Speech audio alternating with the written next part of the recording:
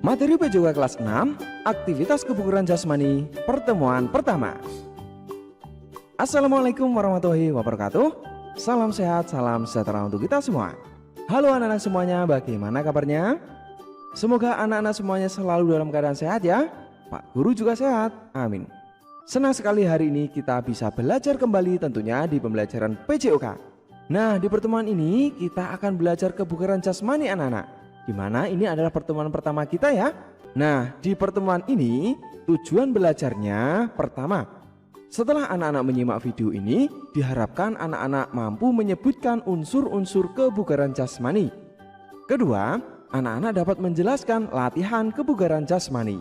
Ketiga, anak-anak dapat menyajikan hasil pembahasan mengenai unsur-unsur kebugaran jasmani. Dan keempat, anak-anak dapat mempraktikkan latihan kebugaran jasmani.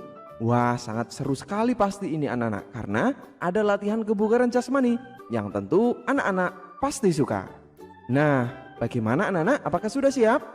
Nah, pastikan menyimak sampai selesai ya, agar anak-anak dapat mencapai tujuan belajar kita kali ini ya. Baik, mari kita mulai anak-anak, kita pelajari unsur kebugaran jasmani. Nah, anak-anak, kebugaran jasmani ini ada beberapa unsur. Pertama, ada kekuatan atau strength, ada kelenturan, flexibility, ada kecepatan atau speed, kemudian ada keseimbangan atau balance, lalu ada daya tahan atau endurance, lalu ada 6, kelincahan atau agility. Nah, ini semuanya akan kita bahas anak-anak di pembelajaran PJOK bersama Pak Guru ini. Nah, bagaimana? Apakah anak-anak sudah tahu ke-6 unsur kebugaran jasmani ini? Coba yang tahu jawab di kolom komentar ya. Bagus sekali. Nah, anak-anak berikutnya, setelah anak-anak tahu unsur kebugaran jasmani tadi, anak-anak juga harus mengetahui beberapa faktor yang berpengaruh pada kebugaran jasmani kita. Pertama, ada jasmani atau fisik kita, lalu ada keturunan, ada usia, kemudian ada jenis kelamin, lalu ada aktivitas fisik, pola istirahat, serta pola makan atau gizi dan makanan. Nah, ketujuh hal ini sangat berpengaruh anak-anak terhadap kebugaran jasmani kita. Jadi, mulai dari sekarang perhatikan baik-baik ketujuh hal ini ya. Mulai dari jasmani atau aktivitas fisik kita, kemudian keturunan, usia, hingga pola makan kita, agar anak-anak selalu dalam keadaan bugar dan sehat. Bagaimana, bisa dimengerti ya? Dan siap mempraktikkan? Bagus sekali. Nah, berikutnya anak-anak, kita akan belajar bentuk latihan aktivitas kebugaran jasmani ini. Nah, latihan kebugaran jasmani ini ada banyak sekali anak-anak. Pak Guru akan memberikan beberapa contoh di sini. Dimulai dengan yang pertama, ada lompat tali. Bagaimana cara bermain untuk permainan lompat tali ini, khususnya dalam meningkatkan kebugaran jasmani? Anak-anak dimulai dengan berdiri tegak, kedua tangan memegang ujung tali. Lihat contoh di sini. Tempatkan tali di belakang tubuh. Posisi ini disebut juga dengan posisi awalan ya. Lalu ayunkan tali ke depan. Tali yang diayunkan dijadikan sebagai rintangan lompatan.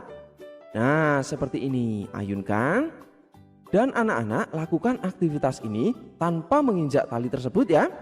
Jadi usahakan anak-anak melompat dengan baik dan dapat melakukan permainan lompat tali ini dengan baik. Bisa dipahami? Bagus sekali. Itu anak-anak untuk latihan yang pertama, lompat tali. Dan latihan kebugaran jasmani berikutnya ada sit up. Ada yang sudah tahu bagaimana cara sit up yang benar? Coba siapa yang sudah tahu? Bagus sekali. Nah, untuk cara sit up yang benar dilakukan dengan tidur terlentang, kedua lutut ditekuk seperti ini ya. Nah, kaki bagian bawah dapat dipegang oleh temanmu. Kedua tangan diletakkan silang di belakang kepala seperti ini. Nah, angkat badan bagian atas mendekati lutut anak-anak, lalu kembali ke bawah. Bagaimana? Seperti ini anak-anak. Angkat ya. Kemudian jika sudah sampai ke lutut, ya mendekati lutut atau menyentuh lutut ini, kembali lagi ke bawah seperti ini. Nah, lakukan berulang-ulang. Kira-kira anak-anak kuat sampai berapa kali? Ayo jawab jujur ya. Bagus sekali. Nah, itu untuk sit up anak-anak. Dan berikutnya latihan yang ketiga ada push up. Nah, push up ini dilakukan dengan posisi tubuh telungkup anak-anak. Nah, kedua kaki harus lurus ke belakang. Kedua tangan menopang tubuh. Kedua telapak tangan di samping dada dan siku ditekuk. Perhatikan contoh di sini ya. Angkat badan hingga kedua tangan lurus dengan posisi badan dan kaki menunjukkan garis lurus seperti pada contoh di sini. Nah, angkat sampai lurus seperti ini ya. Kedua siku lurus ya. Lalu jika sudah turunkan badan dengan membengkokkan kembali kedua siku seperti ini. Itu lakukan berulang-ulang anak-anak. Kalau tadi anak-anak sit up dapat berapa, sekarang push up juga dapat berapa? Ayo jawab jujur ya. Bagus sekali. Itu untuk push up, latihan yang ketiga untuk meningkatkan kebugaran jasmani kita. Dan yang berikut anak-anak ada latihan back up.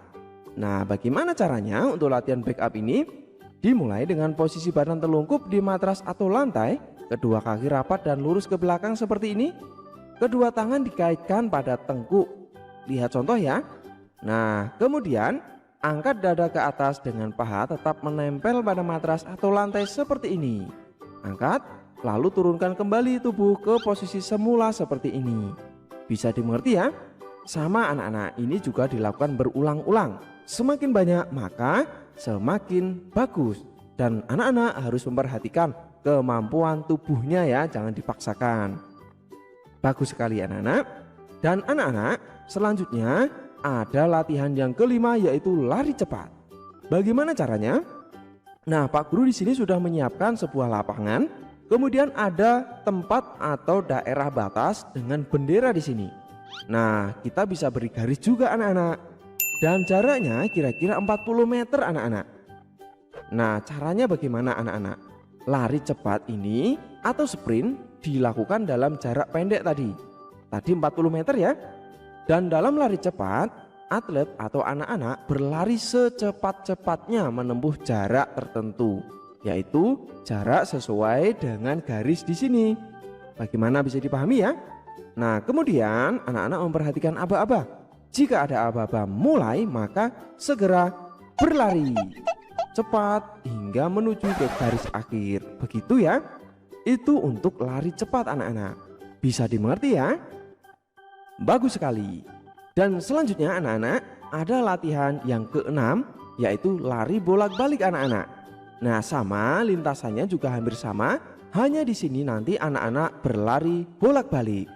Nah, lari bolak-balik atau shuttle run ini bertujuan untuk mengukur kelincahan anak-anak.